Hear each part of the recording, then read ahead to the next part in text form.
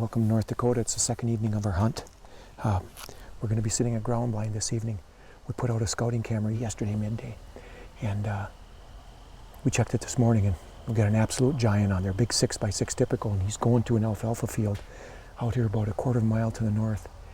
He walked in front of the camera, right at last light, so plenty of light to shoot. We just don't know if there's going to be enough light for the camera.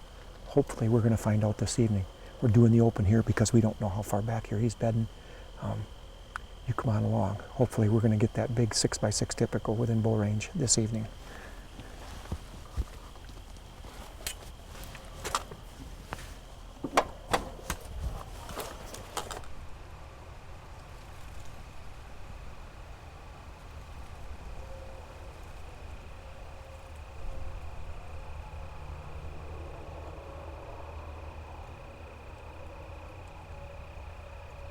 It's another beautiful mid-September day with light winds and cool temperatures. Still, it's not until the sun slips below the trees that we spot our first deer. And it's a pretty darn good deer at that.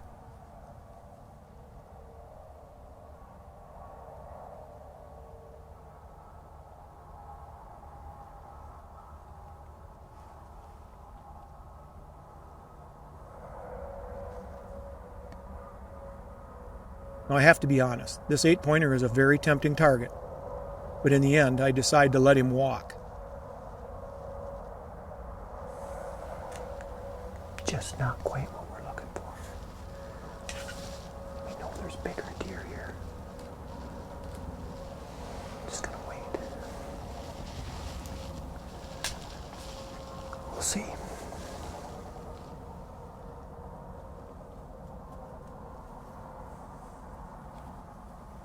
And that proves to be a very wise decision.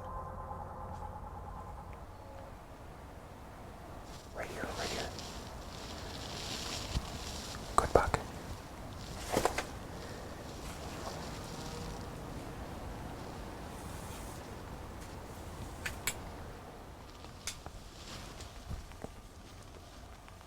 Bet.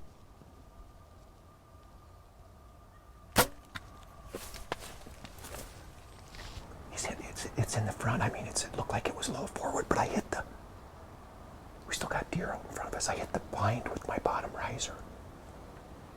It's a great North Dakota buck, great 10-pointer.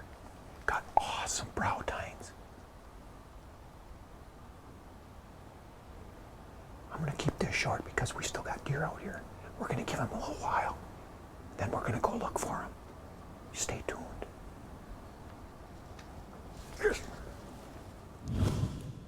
Well, this is the deer I shot last night. As you saw, the hit was, I'm not proud of it. But I'll tell you this, and this isn't an excuse, it's an explanation.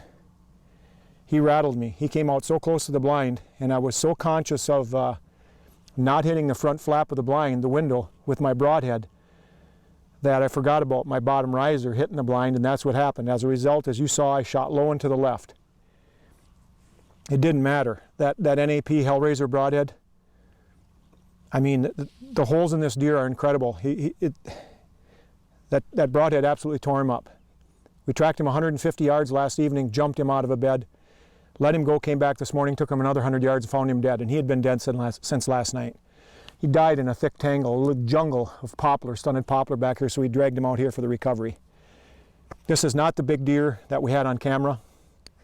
But marvelous Matt Tandy behind the camera, my cameraman, and I'm very proud of him, his camera work last evening, proud of our tracking job that we did last night and this morning. He's up to bat next. He's got a North Dakota tag, and maybe we'll get a recovery of him putting his tag on that big 6x6 typical we got all the pictures of. It's early season. It's, like I said, very tough conditions. But we got the job done. Mosquitoes are absolutely horrible. They're eating Matt up right now. They're eating me up. So I'm going to cut this short and say, stay tuned because you might see Matt posing with a big buck here in a little bit.